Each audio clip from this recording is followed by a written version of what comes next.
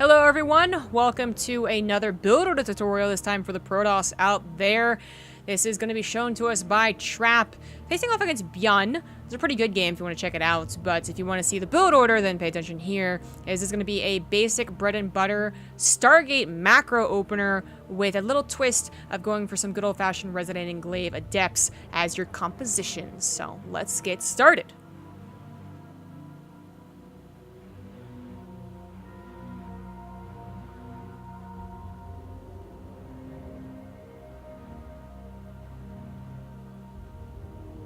$14 pylon.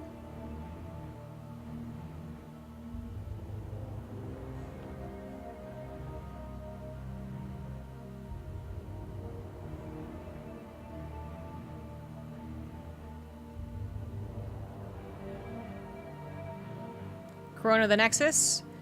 16 gateway. Scout with the probe.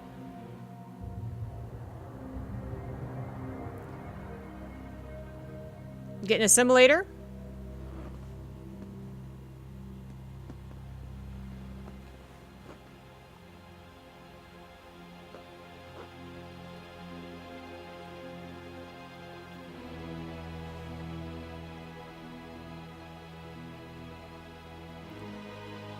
Put one probe into the assimilator and then rally the next two into it. If you don't think you have the micro, just go ahead and put 3 in immediately.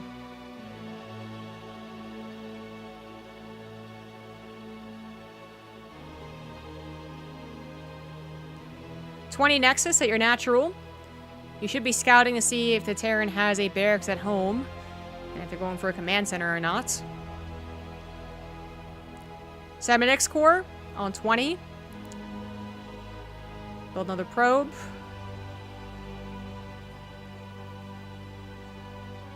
$21 assimilator.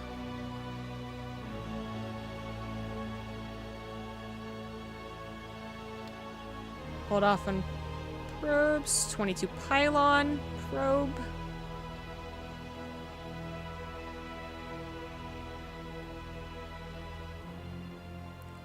Fill the second assimilator. Start an adept. Chrono the adept.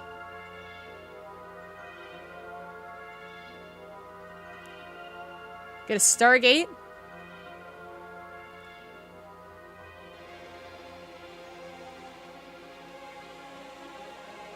Start warp gate. Get another adept. You should be fully saturated in your main base, so rally to your natural with your probes.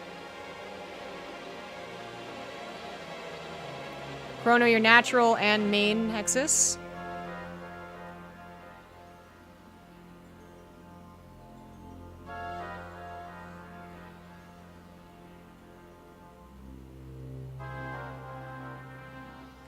Build a third adept.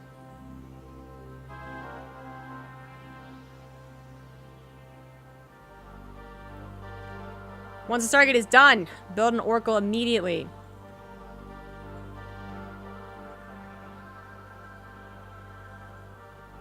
And then build another adept. Chrono the Stargate. Build a pylon. At this point, just remember not to get supply blocked.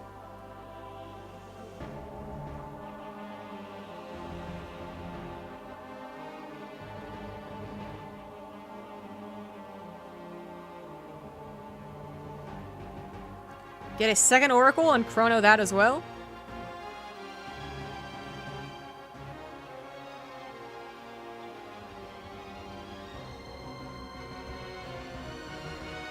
Get a nexus at 4 minutes at your third base and build a pylon there. The oracle should be scouting for what build order the Terran's been doing. Note what it is and see if you need to build a shield battery faster than usual. Get 2 gateways.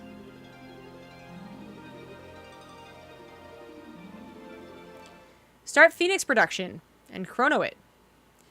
Get both gases at the natural.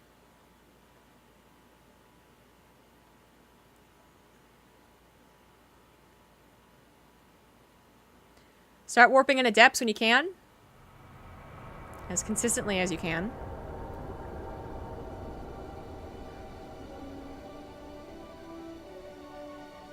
Get a shield battery at the third base. Remember to be scouting that bio army. Keep chronoing out your Phoenix. Consistently warp in at depths. Consistently build Phoenix. We're going to go up to at least 6 Phoenix, if not more. Get a shield battery at your natural. Get a forge. And a Twilight Council. At around 5:30. It's coming up soon.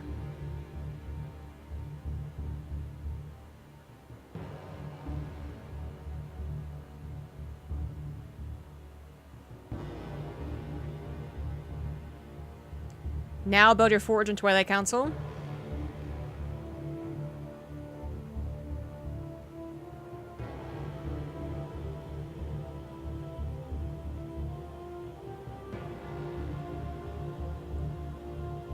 Warp in a few stalkers. 3 stalkers. Keep building Phoenix. Remember not to get supply blocked. Keep tabs on the army with Revelation.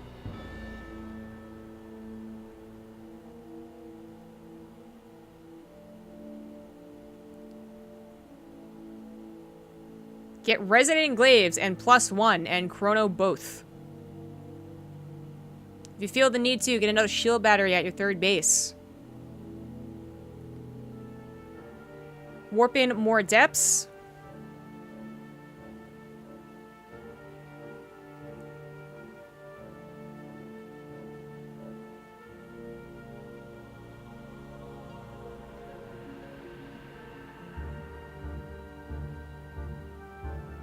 Get 4 gateways.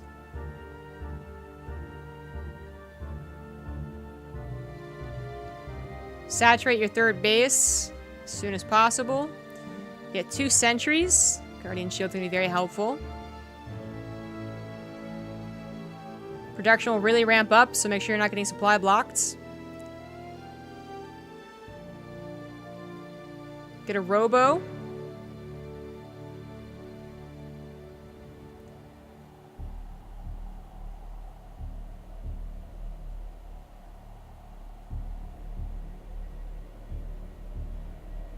Take both gases at your third base. Keep warping in those adepts. +1 Resident Glaive should be finishing up right now. And you're going to continue macroing from there. Let's go on to the build discussion. Alright, strengths. It's a strong macro build. If you want to learn how to play Protoss versus Terran, then this is a fine enough build to do it. Adept Phoenix is a rarer form of play nowadays, as opposed to going into Charge Lot, Blink Stalker, or heck, maybe you're old school and still going into the 2-base Colossus, which would also be a surprise, I suppose. But this is also a surprise, but with more mobility than Colossus or Disruptors would give you. So sometimes you find players that just don't know how to deal with it or don't expect it and are overzealous to push into you. Stargate play provides good harassment and map control. So that Oracle casting Revelation, the Phoenix running around, maybe you're good enough to get a couple SCVs as harassment. You just have to be on point with controlling your units. So dedicate a hotkey or 2 to those.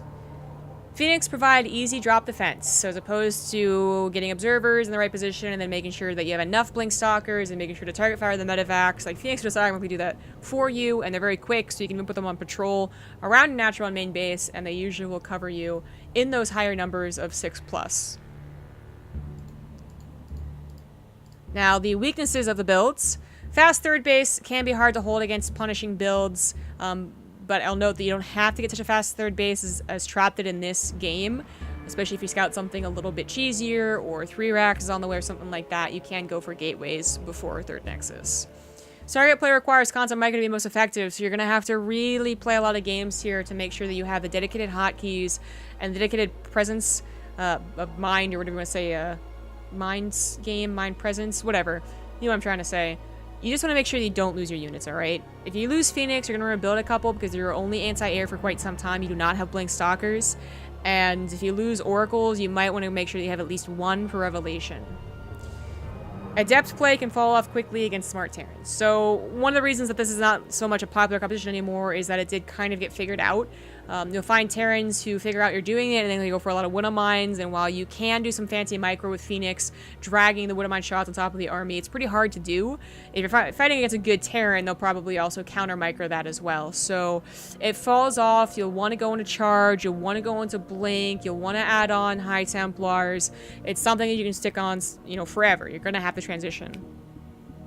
No observers to easily place around the map. So on one hand, you get Phoenix that can just kind of, you know, patrol back and forth and deal with drops.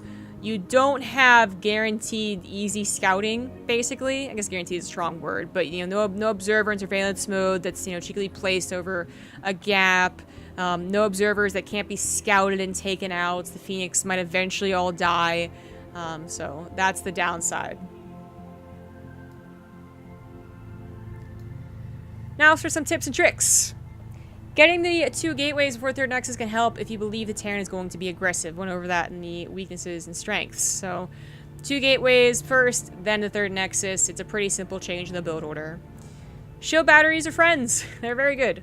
Place 2 to 4 down if you see an attack incoming that you cannot hold. So if you see a 3-Rex, for instance, and you see the army moving out, which you should with constant Oracle presence, get some shield batteries.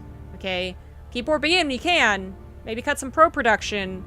But shield batteries are going to be really nice for you. Use Phoenix to pick up key units such as widow mines and tanks. So not just picking up widow mines, but also, as I was talking about earlier, trying to get the splash onto the Terran army can also be a good move for the Phoenix. But other things to keep out an eye out for are those tank pushes. They can help against those. Cyclones, for instance, Phoenix can be very good against. If you're going to have a choice, I guess pick up Marauders, unless you know that you're going to be able to take out every single Marine. Things like that. The build can be adapted to play in a blink charge. Just do not build as many Phoenix. In fact, only build like 1 Phoenix.